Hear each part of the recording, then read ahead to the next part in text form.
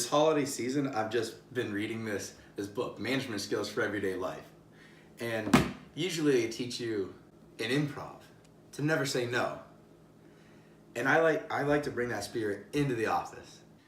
I mean, I say we'd have a problem. There's the people who say no too much. Hi, Angela. Guess what?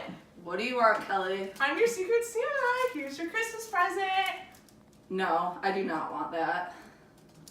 Well, fine. I hope you have an awful Christmas. You too.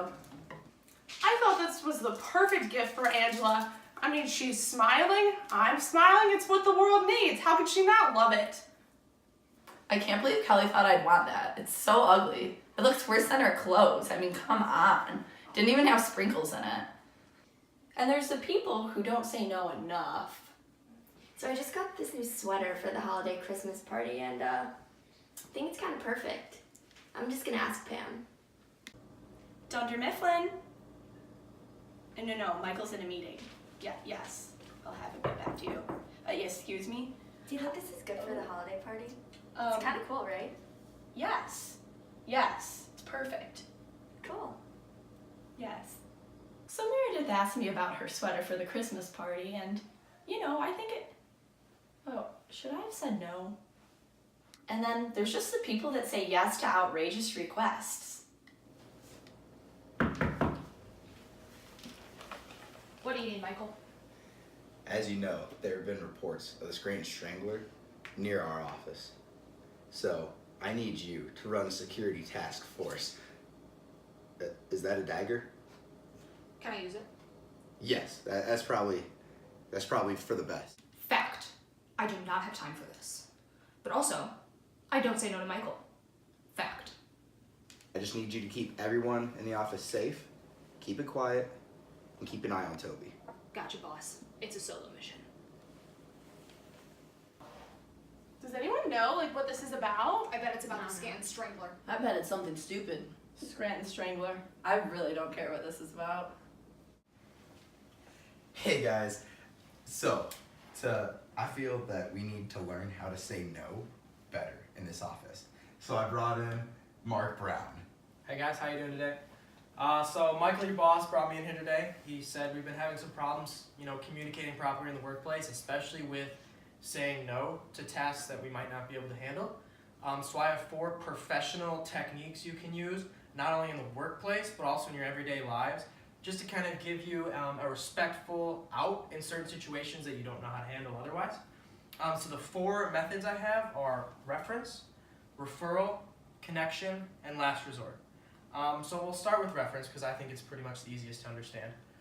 So if there's information that either you're not quite sure on, or maybe you don't have the time to delve into with a colleague or anyone in your life, this is a really good method to use. False. I never need to reference anything. Well, that may be true, and I do appreciate your take. Me personally, I had a communications major in undergrad, and in my day-to-day and professional life, I still, there's questions I don't have the answer to. So one thing I like to reference is management skills for everyday life. And referencing is not only useful because it can help the person, but it's useful because you're not actually saying no. You're, placing them to another resource and fulfilling their request. Now that we've kind of heard about the first technique, we're going to see it in practice. So you, sir, I'm going to ask you a quick scenario, and you're going to tell me how you would say no in a professional manner. So a friend comes up to you and is working on a project. It's an Excel spreadsheet. He's in the finance industry.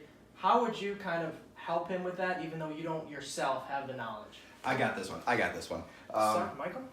So in that scenario, you would want to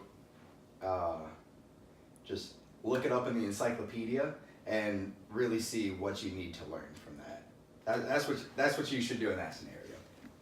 We'll just go back to Jen, just get another perspective. I think you would reference something else so the person can have the information that you do not know. Yeah, that's perfect. Microsoft is a very popular software, so there's a lot of answers, online. There's YouTube tutorials that can help you out with some things. So I would definitely reference him there, and I think that could really help him out. So the next professional technique to saying no is connection. So in this one, you, again, don't have the time or don't want to say no and disappoint your boss, a peer, anything like that. So you connect them with someone else that could really help them with their problem. So say maybe you just don't have the time to do a certain project, but you know your workmate is really free, his load is light, maybe it's, you know, right after the holiday season, everything's out of the way. Maybe you could refer and connect your boss to him, and your boss won't be disappointed, and that person actually has the time and the resources to be able to help with the issue. So now we're going to talk about this one in another scenario. You answered the last one, we're going to get someone else. Kelly, right before the holiday, your annual company audit is due. So you're obviously, you know, completely swamped with all this work and whatever because you're in the accounting department. But your friend in the marketing department, pretty much all the campaigns are wrapped up and whatnot. And your boss comes to you and is just, you know, looking for maybe some sort of creative idea that they can roll out next quarter. What is something you could do to respectfully say no in that situation because you just don't have the time or the resources to really deal with the problem? Well, I would say that unfortunately I don't have time, but I would kindly refer them to go see Angela, who probably does have time. That's very good. Another suggestion kind of to go off that is you don't even have to mention that you don't have time because that could kind of possibly put a little bit of a negative air on you. What you could say instead is, oh, you know, that's a very important problem. I think I have someone that would be able to help you better than I can because they are in the marketing department and creativity is their expertise. So that would be a way, there's no negative connotation on you. You actually come off very positively. I'm going to ask you, you know, for help, just kind of like in the last two. Instead of using those tactics, you're going to say, I'm sorry, but I would be doing a disservice to whoever else you're helping at the time.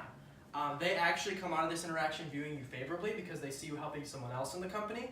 I see you in the back, I think it was Dwight. I'll give you a scenario. Maybe Jim comes up to you and asks you for help with something. Would be a polite way to respond if you just don't have the time or the resources to do so. I never help Jim because I'm always helping Michael. Okay. That's a little blunt, but that actually probably will work pretty well because you are getting the point across, and Michael is the boss. So now we've gone through those first three techniques. If you're not really comfortable with those or none of those work in your situation, we have the fourth technique, which is last resort. In this one, you are a little bit more blunt and you tell the person, you know, no, I can't do this, I don't have time for that. But the kind of social currency you gain here is you say, you know, maybe this is outside your comfort zone, will be more of a learning opportunity for you. So you kind of almost flip the scenario and kind of make it that you're not helping them is actually a positive for them because maybe they'll be better in these certain situations in the future and they kind of learn, you know, more. They learn about this, they might not need your help next time. Is there anyone in the office who really has a difficult time saying no? Okay. It seems your coworkers think you like to answer scenarios. So Michael comes up to you, he already has you doing all the, you know, paycheck forms, some HR stuff, things like that, and you just really don't have time to help you. He asks you to help him edit his movie. Okay. Kind of how would you respectfully respond to that? Yes, Michael, you know, I just can't help you this time. I help you all the time. I do everything you ask. I can't help you this time. Is that good enough? You're getting in the right direction, but you really, really want to focus on, for this last resort method, what he will gain out of this. Yes, To what kind of he really, will gain out you have of to turn the this. social Okay. situation. So try it again and really focus on, you know, maybe this will improve you for next time. You can really learn from maybe doing this on your own if I don't do this for you. Michael, you need to learn how to do things on your own. I think that if you make this call yourself, you can really learn how to do this video editing. Okay, that's better. Okay, so just kind of some clear examples when you can say yes and no. Maybe if your boss comes up to you and gives you, you know, some task or something like that that you just don't have the time for, that would probably be a good scenario or situation to use one of the no tactics we've talked about. Kind of the flip of the coin of that is maybe a coworker goes out of their way to do something nice for you, like they invite you out to lunch, they give you a gift of some sort. Even if you don't necessarily like it or want to go out to lunch with them, it's just kind of would be positive for you to say yes in that situation. Any questions for Mark? Yeah, how are we ever gonna use this in real life? Well, it's I'm just kidding. Alright, big hand for Mark, big hand for Mark. Alright, let's go.